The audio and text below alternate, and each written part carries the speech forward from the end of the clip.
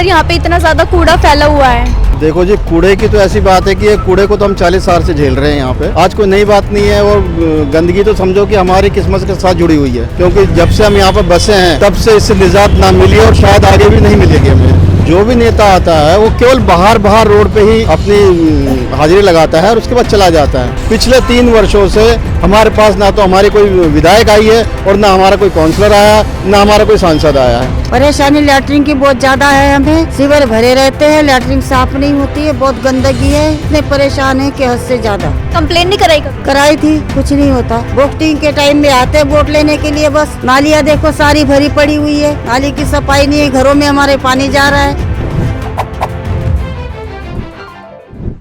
नमस्कार, मैं आप सभी के साथ सोनाली, आप देख रहे हैं झलको दिल्ली। तो इस वक्त हम मौजूद हैं जेबी ब्लॉक सेवा बस्ती प्रीतमपुरा में। तो हम यहाँ की एक कॉलोनी में आए हैं और हम लोगों की समस्या जानेंगे कि उनको क्या कुछ परेशानी होती है, क्या सरकार ने उनके लिए सुविधाएं दे रखी हैं।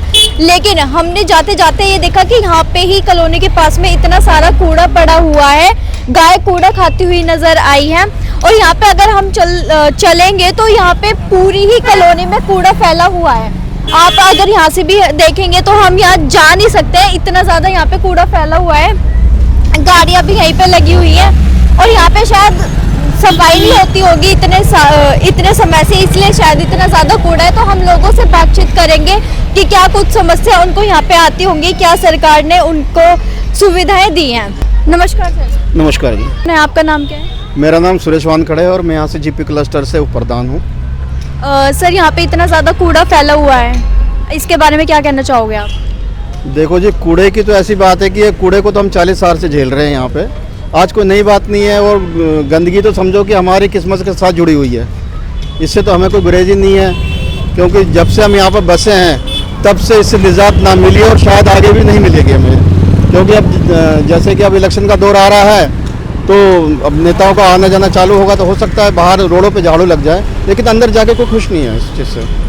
लेकिन हमने बहुत से नेताओं को जाते हुए भी देखा है कॉलोनी में। किसको? मतलब बहुत से नेता जाते भी अपनी वोटिंग के लिए, जैसे वोटिंग का टाइम आ जाएगा। हाँ, वोटिंग का टाइम आ जाएगा क्या, बस आने वाला है, 1 आधे महीने में हो जाएगा चालू, उसका दौर भी चालू हो जाएगा। जो भी नेता आता है वो केवल बाहर रोड पे ही अपनी हाजिरी लगाता है और उसके बाद चला जाता है।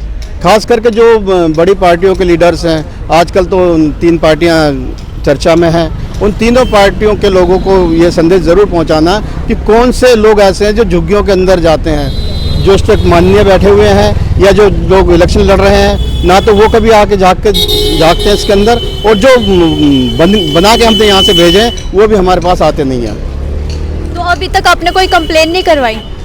कंप्लेंट क्या मैडम, डेली की डेली कोई ना कोई कार्रवाई करते रहते हैं हम लोग। अभी पीछे मैंने कंप्लेंट डाली थी इसकी नाले की, तो ये नाला साफ होना चालू हुआ है, क्योंकि ये नाला PWD का है।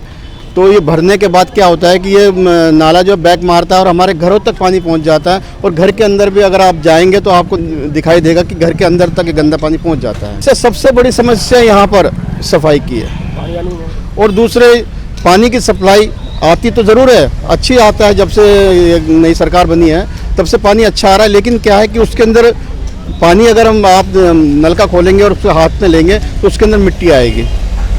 इसकी कंप्लेंट कई बार की तो पीछे से ये होता है ये हो जाएगा, ये ठीक हो जाएगा, लेकिन आज तक वो या तो बारिश का पानी आता है या किसी कोई पाइप कहीं से लीकेज है या फिर नाली के ज़रिए आता है, ये हमें नहीं पता। लेकिन उसकी भी कंप्लेंट करने के बाद उस पर भी कोई आज तक कोई कार्रवाई नहीं हुई। जिस तरह काम चल रहा है बस उसी तरह चला रहे हैं हम लोग। तो अभी तक कितनी बार आई हो सरकार यहाँ पे देखने के लिए?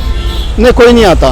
पिछले 3 वर्षों से हमारे पास ना तो हमारी कोई विधायक आई है और ना हमारा कोई काउंसलर आया, ना हमारा कोई सांसद आया है। विधायक का नाम? विधायक का नाम वंदना कुमारी है जी। ओके, तो आपने जैसे कि बोला कि वोटिंग टाइम पे आ जाते हैं कई बार, तो आए हैं वोटिंग के टाइम पे आपके यहाँ पे? ना, वोटिंग के टाइम मैंने आपको बताया ना, अब जैसे कि अब लोकसभा आने वाली है, तो लोकसभा में क्या है कि बड़े लेवल का चुनाव होता है, तो उसमें हम तो ये समझ लो कि जो आदमी सांसद का चुनाव लड़ेगा वो तो शायद आता ही नहीं है।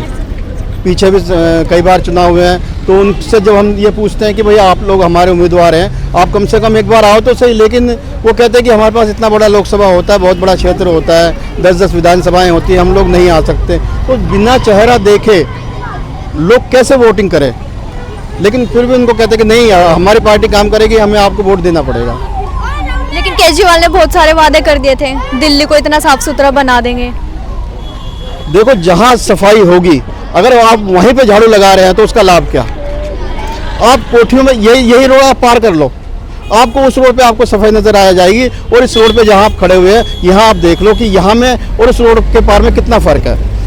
आप इन गलियों में घुस जाओ तो वहाँ एक गली के अंदर 2 कर्मचारी काम करते हैं और इस पूरे कैंप के अंदर 20,000 लोगों के ऊपर केवल 4 आदमी काम करते हैं। तो बताइए सफाई किस तरह होगी? केजरीवाल साहब ने कहा है कि हम एमसीडी में आएंगे तो जगह जगह सफाई होंगी, अच्छी बात है, लेकिन सफाई की जगह अगर आप सफाई दिखा रहे हो तो उसका लाभ नहीं है। अगर आपको सफाई वास्तव में देखनी तो आप झुग्गी कैंप में आइए ना, आप दिल्ली किसी भी कैंप में चले जाइए। झुग्गियों के अंदर गंदगी से आदमी इतना बेहाल है कि कहीं भी किसी भी गली में आप चले जाओ, अगर अभी आप कैंप के अंदर जाएंगे तो आपको गली में पानी भरा हुआ जरूर मिल जाएगा। नालियों के अंदर शीट इतनी बड़ी हुई है, मैंने कई बार उनकी फ़ोटो वगैरह खींच के ग्रुप में डाली है, मीडिया को भेजी है, आपके निगम पार्षद को दी है, लेकिन आज तक उन पर कोई कार्रवाई नहीं हुई। जरा सा पानी बारिश होती है, अगर आप मान लो इस वक्त भी अगर जरा सी वर्षा हो जाए तो आप ये लगा लेना कि नाली में पानी जाएगा ही नहीं, वो घर के अंदर जाएगा लेकिन नालियों में नहीं बहेगा। उसका मुख्य कारण ये है कि जब से यहाँ पर नालियाँ बनी हैं तब से इसके अंदर शीट आज तक जमी हुई है।